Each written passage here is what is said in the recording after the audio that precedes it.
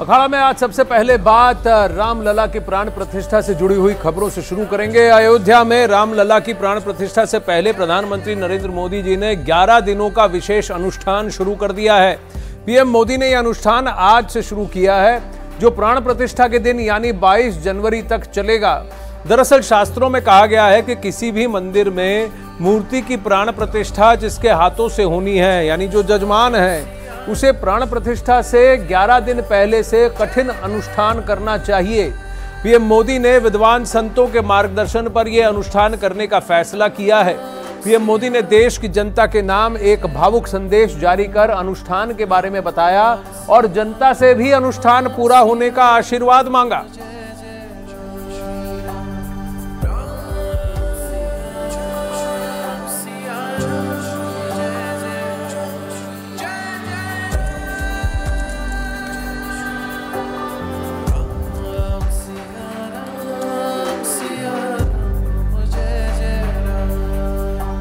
खबर रामचंद्र की जय है। मेरे प्यारे देशवासियों, राम राम। जीवन के कुछ क्षण ईश्वरीय आशीर्वाद की वजह से ही यथार्थ में बदलते हैं। आज हम सभी भारतीयों के लिए, दुनिया भर में फैले राम भक्तों के लिए ऐसा ही पवित्र अवसर है। हर तरफ प्रभु श्री राम की भक्ति का अद्भुत वातावरण, चारों दिशाओं में राम नाम की धूम, राम भजनों की अद्भुत सौंदर्य माधुरी। हर किसी को इंतजार है 22 जनवरी का, उस ऐतिहासिक पवित्र पल का। और अब अयोध्या में रामलला की प्राण प्रतिष्ठा में केवल 11 दिन ही बचे हैं। मेरा सौभाग्य है कि मुझे भी इस पुण्य अवसर का साक्षी बनने का अवसर मिल रहा है। ये मेरे लिए कल्पनातीत अनुभूतियों का समय है। मैं भावुक हूं, भाव विह्वल हूं। मैं पहली बार जीवन में इस तरह के मनोभाव से गुजर रहा हूं। मैं एक अलग ही भाव भक्ति की अनुभूति कर रहा हूं। मेरे अंतर मन की ये भाव यात्रा मेरे लिए अभिव्यक्ति का नहीं, अनुभूति का अवसर है। चाहते हुए भी मैं इसकी गहनता, व्यापकता और तीव्रता को शब्दों में बांध नहीं पा रहा हूं। आप भी भली भांति मेरी स्थिति समझ सकते हैं। जिस स्वप्न को अनेकों पीढ़ियों ने वर्षों तक एक संकल्प की तरह अपने हृदय में जिया, मुझे उसकी सिद्धि के समय उपस्थित होने का सौभाग्य मिला है। प्रभु ने मुझे सभी भारतवासियों का प्रतिनिधित्व करने का निमित्त बनाया है। निमित्त मात्रम भव सव्यसाचिन। ये एक बहुत बड़ी जिम्मेदारी है। जैसा हमारे शास्त्रों में भी कहा गया है, हमें ईश्वर के यज्ञ के लिए, आराधना के लिए स्वयं में भी दैवीय चेतना जागृत करनी होती है। इसके लिए शास्त्रों में व्रत और कठोर नियम बताए गए हैं, जिन्हें प्राण प्रतिष्ठा से पहले पालन करना होता है। इसलिए आध्यात्मिक यात्रा की कुछ तपस्वी आत्माओं और महापुरुषों से मुझे जो मार्गदर्शन मिला, उन्होंने जो यम नियम सुझाए हैं, उसके अनुसार मैं आज से 11 दिन का विशेष अनुष्ठान। तो प्रधानमंत्री ने खुद एक ऑडियो मैसेज के द्वारा जनता को बताया और उनके साथ साझा किया कि वो 11 दिन का अनुष्ठान आज से ही शुरू कर रहे हैं। अब आपको बताते हैं कि आखिर क्यों प्रधानमंत्री मोदी रामलला की प्राण प्रतिष्ठा से पहले 11 दिनों का अनुष्ठान कर रहे। व्रत नहीं कहा जा सकता इसे, ये सिर्फ अनुष्ठान है और इसके कई सारे यम नियम है जैसा उन्होंने कहा।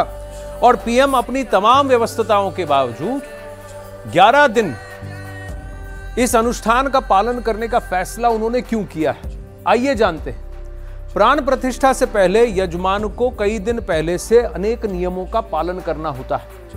अब पीएम राम भक्त के रूप में प्राण प्रतिष्ठा के प्रति आध्यात्मिक साधना के भाव से समर्पित है और उसी दैवीय चेतना को जो यजमान है, जो प्राण प्रतिष्ठा में शामिल होने वाला है, अपने अंदर जगाने के लिए उन्होंने कहा खुद कि वो ये अनुष्ठान कर रहे हैं और ये ज्ञानी गुणी मुनियों से समझकर, उनसे परामर्श कर उनसे सीख कर वो कर रहे हैं। पीएम मोदी व्यस्तताओं के बावजूद और जिम्मेदारियों के बावजूद सभी नियमों का पालन करेंगे। शास्त्रों के निर्देश के मुताबिक पीएम मोदी नियमों का पालन कर रहे हैं। पीएम मोदी ने यम नियम पालन का अनुष्ठान शुरू किया है। देव प्रतिष्ठा को पार्थिव मूर्ति में ईश्वरीय चेतना के संचार का अनुष्ठान बताया गया है। अब पीएम मोदी का 11 दिवसीय अनुष्ठान के तौर पर कठोर तप के साथ उन्होंने कई सारी चीजों पर परहेज करना और एक नियमित रूप से और काफी कठोर डिसिप्लिन का पालन करने का निर्णय किया है। साथियों, प्राण प्रतिष्ठा की मंगल घड़ी, चराचर सृष्टि का वो चैतन्य पल, आध्यात्मिक अनुभूति का वो अवसर, गर्भगृह में उस पल क्या कुछ नहीं होगा। साथियों, शरीर के रूप में तो मैं उस पवित्र पल का साक्षी बनूंगा ही, लेकिन मेरे मन में, मेरे हृदय के हर स्पंदन में 140 करोड़ भारतीय मेरे साथ होंगे। आप मेरे साथ होंगे, हर राम भक्त मेरे साथ होगा और वो चैतन्य पल हम सबकी सांझी अनुभूति होगी। मैं अपने साथ राम मंदिर के लिए अपने जीवन को समर्पित करने वाले अनगिनत व्यक्तित्वों की प्रेरणा लेकर जाऊंगा। त्याग तपस्या की वो मूर्तियां, 500 साल का धैर्य, दीर्घ धैर्य का वो काल, अनगिनत त्याग और तपस्या की घटनाएं, दानियों की, बलिदानियों की गाथाएं। कितने ही लोग हैं जिनके नाम तक कोई नहीं जानता, लेकिन जिनके जीवन का एकमात्र ध्येय रहा है भव्य राम मंदिर का निर्माण। ऐसे असंख्य लोगों की स्मृतियां मेरे साथ होगी, जिन्होंने इसके लिए वर्षों संघर्ष किया, दशकों संघर्ष किया और कई सारी सेंचुरीज, कई शताब्दियां बीत गई, ये संघर्ष चल रहा है, वो सब मेरे मन में होंगे, ऐसा कह रहे हैं प्रधानमंत्री नरेंद्र मोदी।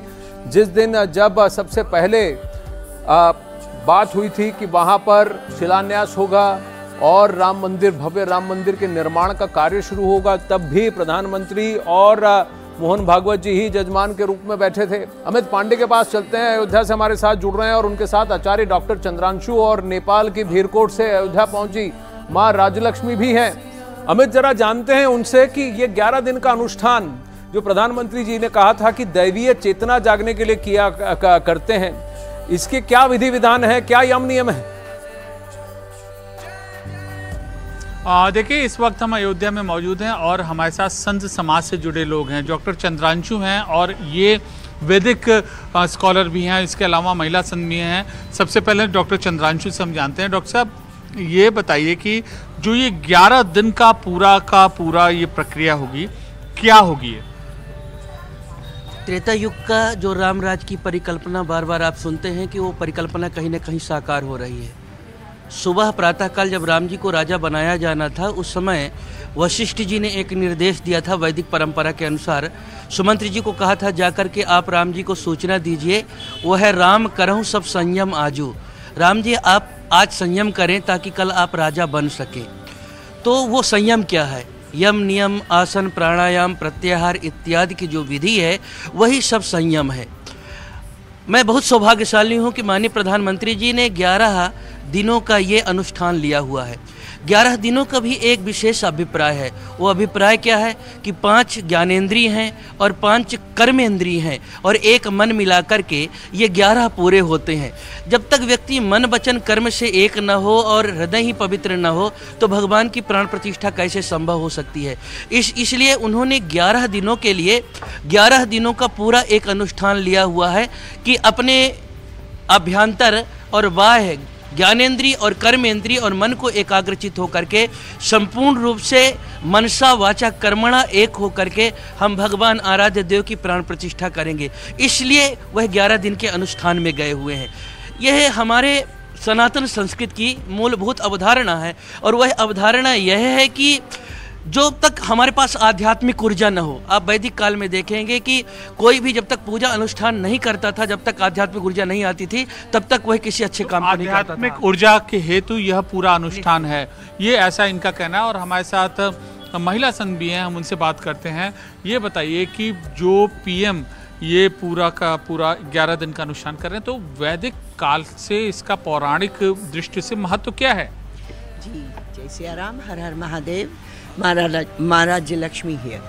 तो देखिए, जैसे अभी महाराज जी ने कहा कि 5 इंद्रियां, मन, जो पंचभूत और पंच तत्व हैं, जो बाहर भी हैं और आपके शरीर के अंदर भी हैं, जब इनका समावेश होता है, महाराज ने 5 इंद्रियों 5 ज्ञानेंद्रियों की बात की, मैं उससे थोड़ा सा हट के कह रही हूँ कि पंचभूत और पंच तत्व जब आपके बाहर हैं और आप उनका आवाहन अपने भीतर भी करते हैं, तो फिर आप इस ब्रह्मांड, इस अंतरिक्ष के साथ स्वयं उसी के साथ चलने लगते हैं।